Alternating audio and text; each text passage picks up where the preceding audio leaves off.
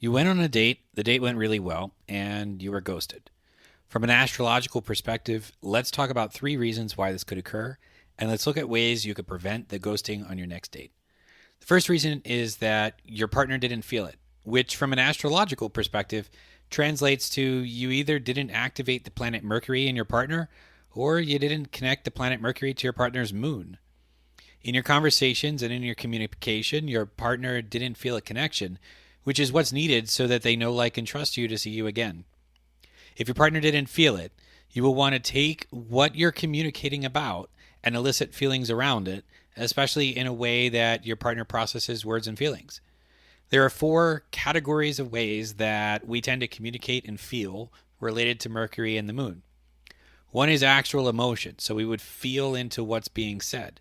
In the Mercury, this person gets an actual feeling in their body from the words they're hearing. In the moon, this person wants to feel something to know that they have an emotional connection with someone.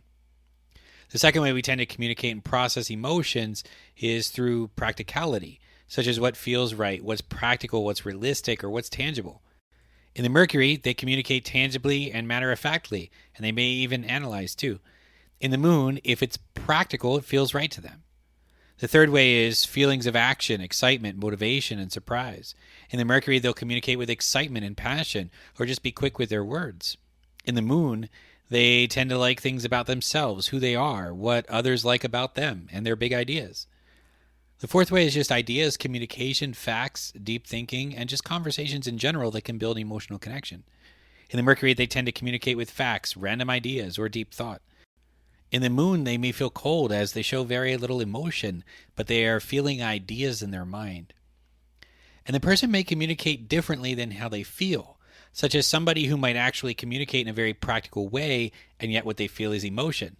So for that person, they might be talking about practical things, such as you live close by, but if they need emotion for the feeling, bringing it into emotion could mean asking questions like, how do you feel about living in this area? What do you find exciting about? And then topics that your partner specifically likes. This is different from a person who is emotionally communicating, where they feel into words, meaning they feel in their body the words being said. So you'd want to communicate with heartfelt emotion with that person. And if this person has a practical moon for their emotional connection, the sheer fact that you live close by could be enough to create a connection for them at that point. What you want to do here is communicate in a way your date communicates and relates emotionally. You can figure this out by listening to their communication or by simply going through each of the 4 categories in how you communicate on the date to see which one resonates the best with your date. Remember, in any interaction, we tend to remember 2 things: the most emotionally charged point, positive or negative, and the way that it ended. Everything else is not as important. This leads me to the next reason why you could have been ghosted, which is there could have been a red flag for your partner that occurred on your date, or more precisely, one that your partner had perceived to have occurred.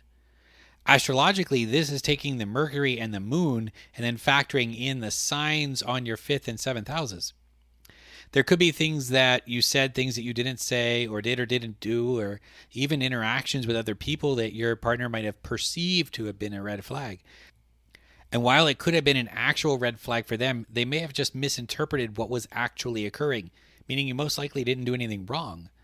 What's helpful for this one is you want to pay attention to your partner's facial expressions, reaction to things, tone of voice, shock reactions, etc., so you can address what's actually going on as opposed to what your partner might be misinterpreting. The third reason why somebody might ghost is that there's actually a lesson that will help you find your actual ideal partner. The easiest way to move on from this situation is just realize that the person wasn't your ideal partner. I'll explain how you can find your partner in a minute. For now, realize there's an internal and external correspondence, meaning what's going on outside has a relationship to what's going on inside. This is the reason astrology works to begin with. So we have the external experience, the ghosting, and we need to find out the correspondence so that we can alter the external to be what we want. The easiest way I find to doing this is to simply ask, what does this external experience mean to you? Taking this a step further, there's a number of combinations between the 4 categories of Mercury and the moon, and they also each express 3 different ways, which results in the 12 signs. Likewise, we want to use how people perceive and how to be conscious of how your partner perceives so that you can shift their perception. You can manifest your ideal partner by combining all this into a simple process. To put this whole process into a video would make about a 5-hour long video. I know because I made it into a simple yet thorough book along with its audiobook. If you want to dive into the 12 different ways that people communicate, the 12 different ways that people feel, as well as how to better understand how you perceive your partner and how your partner perceives you so that you can manage perception, so that you can really prevent these red flags from occurring in the first place, and what you can do to change what occurs on those dates, then I'll leave a link in the description below for my book. And if you are one of the first 50 people to get the book from this video, you can get the digital copy of the book for just $1 using the coupon code NOMOREGHOSTING, all one word. And I'll give you the audiobook too for free when you grab the digital copy. In this book, we'll go over manifesting your ideal romantic partner with the Moon, Mercury, Venus, Mars, 5th and 7th house cusps, and more. This is astrology applied specifically for manifesting your ideal partner. Visit avatarattraction.com or click the link in the description below and grab the book today. If you like this video and you would like to see more like it, please subscribe. And as always, aloha, ahui ho. I'll talk with you again soon. Take care.